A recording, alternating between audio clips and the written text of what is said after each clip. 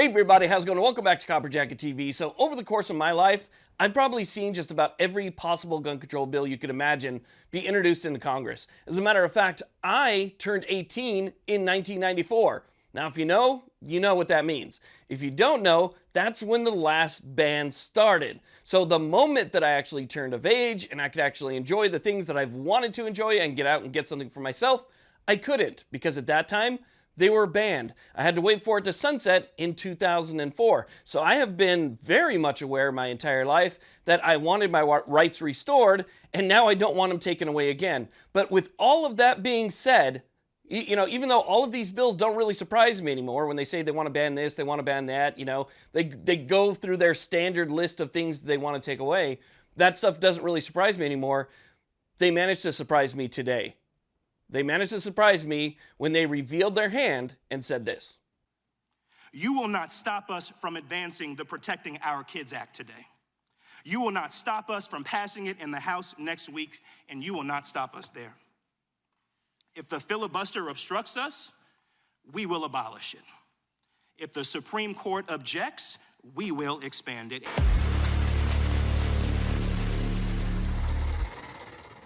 Hey everybody, I just want to let you know I really appreciate you watching these videos. It means a lot. If you wouldn't mind, hit that thumbs up button, hit that subscribe button. It would help me out greatly. And also check out the main sponsor of this channel, which is the USCCA.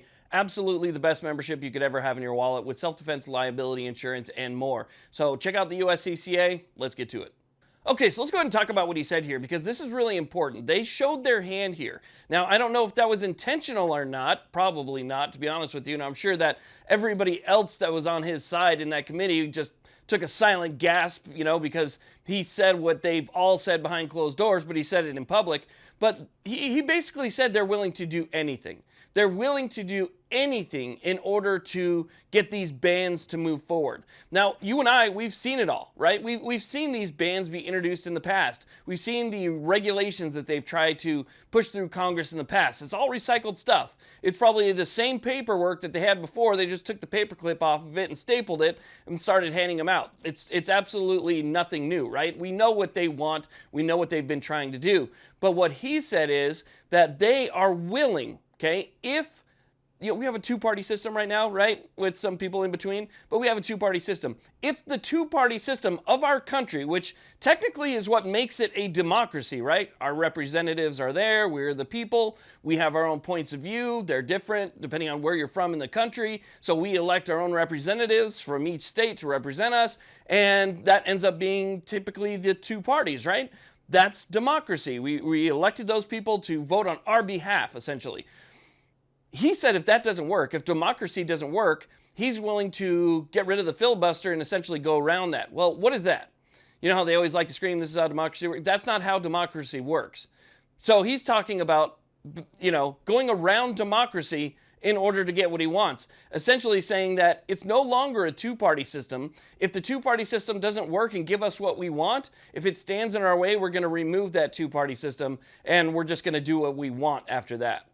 Now, another really important thing that he said here is that if the Supreme Court disagrees with them, so basically if the Supreme Court decides it's unconstitutional and stands in their way, they're just going to go ahead and pack the Supreme Court. They're going to add justices to the Supreme Court until the makeup of the Supreme Court is such that they can push anything through. How important is this that he said that? This is how important it is. What do you have if you have a one-party system? That one-party system controls the media. That one-party system controls the courts. That one-party system controls the government in general. What do you call that? Go ahead and leave your comment in the comment section if you can guess what that's called. Because that's exactly what he said. I'm not making it up. I'm not being over dramatic at all. That's what he said. If the one side in Congress gets in their way, they'll simply get rid of the filibuster so they can push whatever they want through. And if the Supreme Court gets in their way, they'll just add justices that have their own viewpoints until there's so many of those types of justices that they can get whatever they want. You no longer have checks. You no longer have balances. You no longer have a backup. You no longer have a judiciary. You no longer have democracy. That would be the end of democracy as we know it. Period. And that would be essentially a one-party system the Constitution would be gone. There wouldn't be any need for it, because if you have the Supreme Court and you can do whatever you want in Congress, then this, basically the Constitution just goes right out the window.